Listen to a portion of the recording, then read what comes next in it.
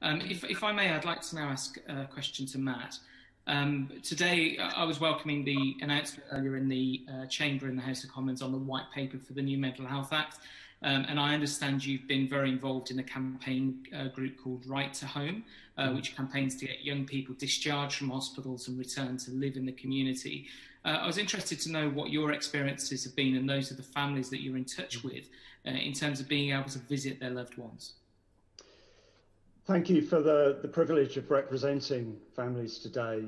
For this session, we were in touch with 26 families over Christmas and during the last 8 days of national lockdown, and their stories really echo what Alison and Alexis have already shared. It's not a large sample, but in its common themes, it's a clear indicator of the desperate plight of families across the UK.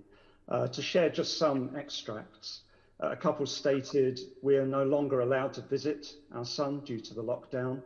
It's devastating for us and traumatic for him." We saw a desperate message from a detained young woman saying, "I want to go home with my mum for Christmas. Please help me. I'm upset today. Please, please help me." One mother was able to visit her teenage daughter for 1 hour a week, but if visitors miss the time slot, the visit is disallowed. This mother had the crushing experience of traveling the 150 miles it takes to see her daughter. She arrived 45 minutes late because of traffic, and that meant access was denied. And her daughter, in her own words, says, "I feel violated. I feel broken that I cannot see my family. I also feel confused and worried about what might happen next. I just want to see my family." And her autism means that she struggles to talk using Skype on the hospital's one shared computer. And that hospital has now imposed a complete blanket ban on visits during lockdown, as have many others. A mother told us that she last saw her son on the 30th of December. It was a 1 hour visit, wearing PPE outside in the freezing cold. In her son's own words, "I'm a hostage in this hospital." And a father told us that he and his family would visit anytime, anywhere allowed, but visits are blocked and promises of Zoom access have been broken. We were told of a teenage boy whose home visits every 3 weeks have been blocked by lockdown, leaving him, in the words of his parents, in extreme emotional pain and increasingly violent. The whole family is badly affected, including his 9-year-old sister, who is confused and scared by what's happening to her brother. A young man messages his parents again and again, "I miss you and my brothers. Are you coming to get me out so we can have a fun time?"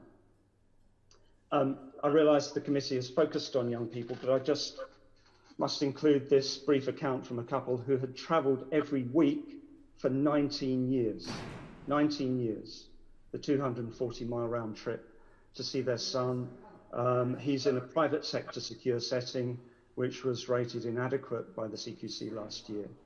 And visiting was stopped in the first lockdown. Hopes of visiting were dashed by later high tiers and lockdowns. This couple has not seen their son in 10 months and say, "We are heartbroken." He begs us to come, cries on the phone.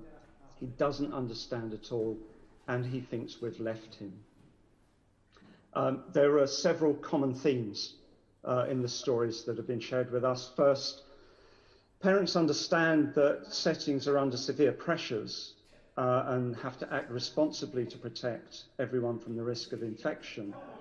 But parents have witnessed their child go through multiple traumas of the kind Alison described.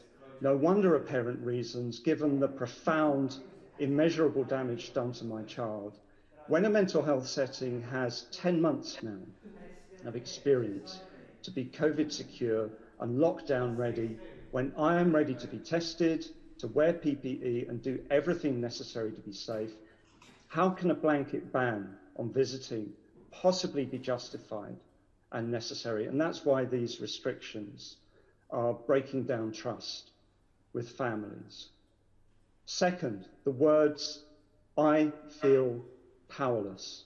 We hear this again and again. You've heard a strong parent today in Alison, as you did in the last evidence session. Many are strong.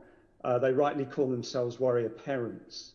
But some we talk to are just worn down, broken by the ordeal. And it is rare, very rare, not to hear the words, "I feel powerless," stuck at home, wanting desperately to do something, waiting for an update from professionals, holding on to that short, precious chance to make contact with their child.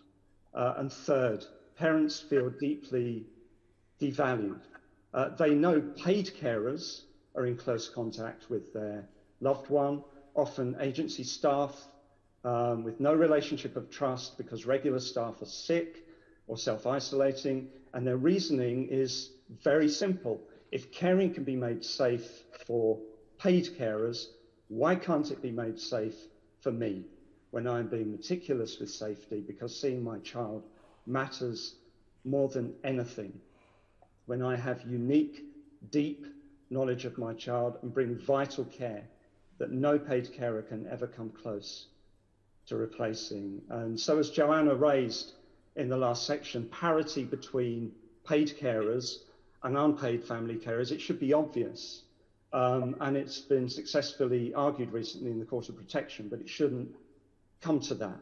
And we would emphatically endorse what Joanna said earlier about the potential for legislation to support essential family carers. One final thought, if I may, just briefly. There's a danger that good measures such as video calls and the prospect of vaccination become a reason not to move heaven and earth to enable family visits in person. Just as Alexis just said, being there in person is critical to families right now. We cannot get to the point later in the year when we are vaccinating a fellow citizen who is utterly broken. And so on behalf of the families that kindly shared with us, I thank the committee for giving a voice to their hidden anguish today. Thank you, and sorry to interrupt you just now. I just want to say thank you, and please thank all of the families that have fed in to give us that testimony. It's really helpful for the committee, and I'll pass back to the chair now, but thank you so much for sharing those insights, both yourself, Alexis and Alison.